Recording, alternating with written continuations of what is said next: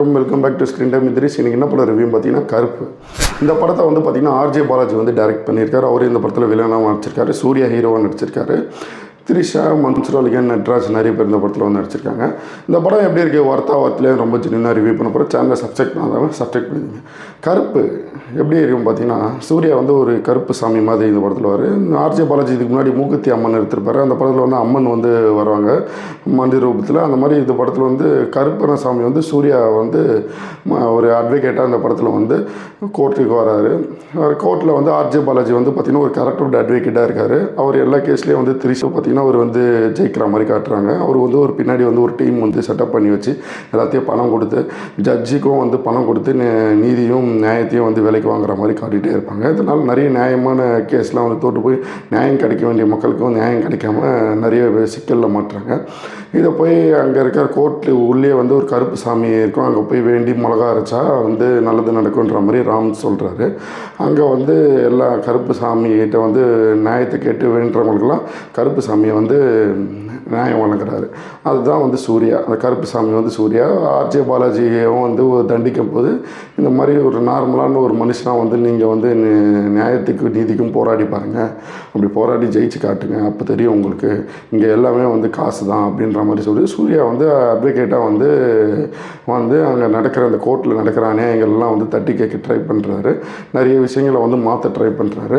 அதை மாற்ற விடாமல் ஆர்ஜே பாலாஜி ஒரு பக்கம் வந்து சூழ்ச்சி பண்ணுறாரு. கடைசியில் என்ன ஆகுது, நியாயம் ஜெயிச்சுதா இல்லை அநியாயம் ஜெயிச்சுதான்ற மாதிரி கதை போகும். இது வந்து ஒரு பயங்கரமான ஒரு ஸ்டோரிலாம் கிடையாது. இது வந்து ஒரு பழைய ஸ்டோரி தான். ரொம்ப எதிர்பார்த்துலாம் போகாதீங்க, ரொம்ப அப்செட் ஆகிடுவீங்க ரொம்ப எதிர்பார்த்து போனீங்கன்னா.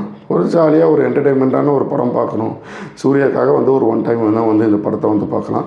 ஒரு விஎஃப்எக்ஸ்லாம் வந்து நல்லா பண்ணியிருப்பாங்க. கிளைமேக்ஸ்லாம் வந்து கொஞ்சம் ஒரு நல்ல ஒரு எமோஷ்னலாக நல்லாயிருக்கும். அதாவது என்ன கான்செப்ட்னு பார்த்தீங்கன்னா, நியாயம் கேட்டு நீதி கேட்டு கோர்ட்டுக்கு வராங்க.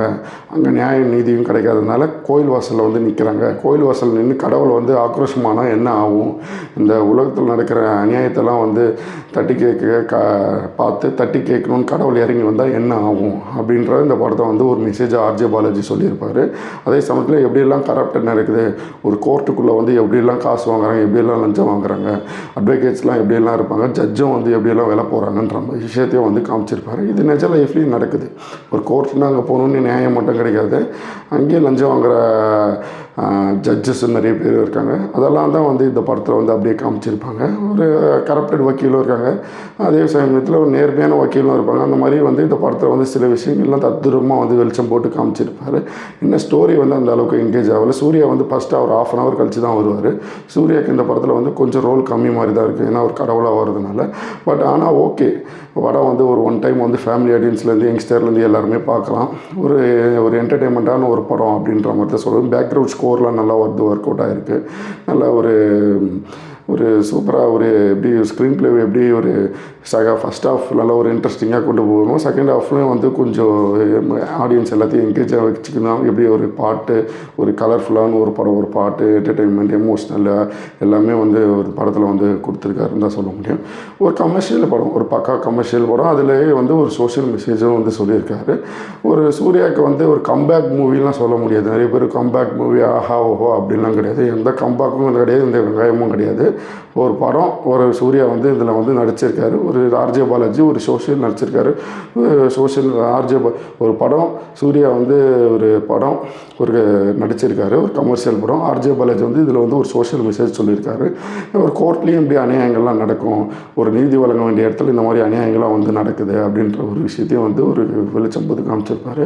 இது ரொம்ப ஒரு பழைய ஸ்டோரி தான். அந்த மாதிரி கதைகள்லாம் நிறைய வந்திருக்கு. அந்த ஒரு பழைய கதையை ஒரு ஒன்லைனாக கதையாக எடுத்து ஒரு சாமி வந்து உள்ளே வந்து இறங்கினா என்ன ஆகும், ஆக்ரோஷமானா என்ன ஆகும் அப்படின்ற மாதிரி இது வந்து காமிச்சிருக்காரு.